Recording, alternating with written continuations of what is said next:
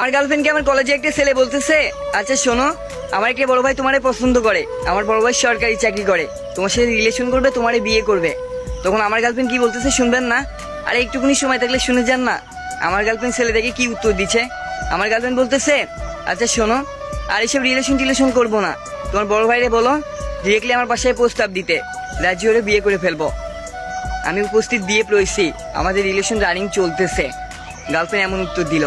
কথা শুনে আপনার কেমন হবে?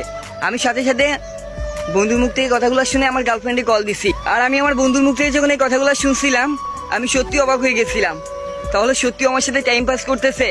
আমি গার্লফ্রেন্ডে কল দিলাম, যে তার কোনো কথা না শুনে তাকে যা তা গালি গালাজ করলাম। গার্লফ্রেন্ড বলতেছে কি হয়েছে আমারে? তাই সবকিছু খুলে বলার পরে বলতেছে, শোনো, আমি এমন কাজ করি নাই, তুমি কি করে বিশ্বাস করলে? আমি তার কোনো কথাই শুনলাম না, যা তবে বলে কলটা কেটে দিলাম। সে আমার পায়ে অব্দি ধরার চেষ্টা করছিল। বিশ্বাস করো আমি এমন করি নাই, তার কোনো কথাই শুনলাম না। কিছুদিন পরে কলেজ গেছি, যাওয়ার পরে তার এক বান্ধবী আমাকে বলতেছে, ভাই আপনি বিনা কারণে ভুল বুঝছেন, আমি তো ওর সাথেই ছিলাম, ও যতটুকু করছে তার চেয়ে বেশি আপনাকে বানায় বলা হয়েছে। আমি তো অবাক হয়ে গেলাম।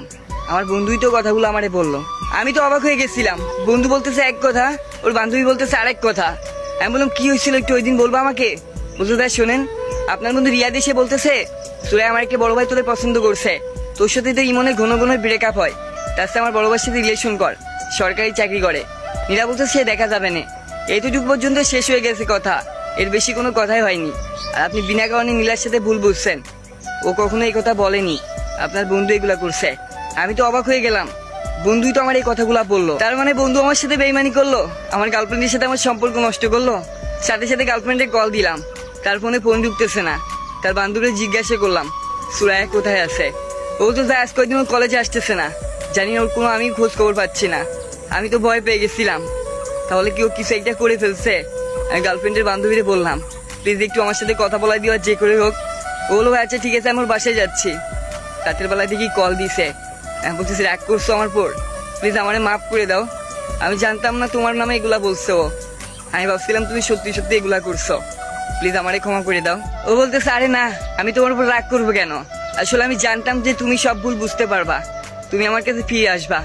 আমি তোমাকে অনেক ভালোবাসি, তোমার জন্য পরিবারের সাথে কত লড়াই করছি, তারপর তুমি আমার ভুল বুঝতে পারলা, এইটা ভেবেই খারাপ লাগতেছিল, তাই সবকিছু বাদ দিয়ে দিছিলাম, একটু একা থাকার চেষ্টা করছিলাম। এমন কালকে কলেজ আসবা, তোমার অনেক দেখতে ইচ্ছা করতেছে। সত্যি বলতে সত্যিকারের ভালোবাসা অনেক সুন্দর হয়, কিন্তু মাঝে মাঝে ভুল বোঝাবুঝির জন্য অনেক রিলেশন নষ্ট হয়ে যায়। না বুঝে না শুনে কিছু বলবেন না, সম্পর্ক নষ্ট করবেন না।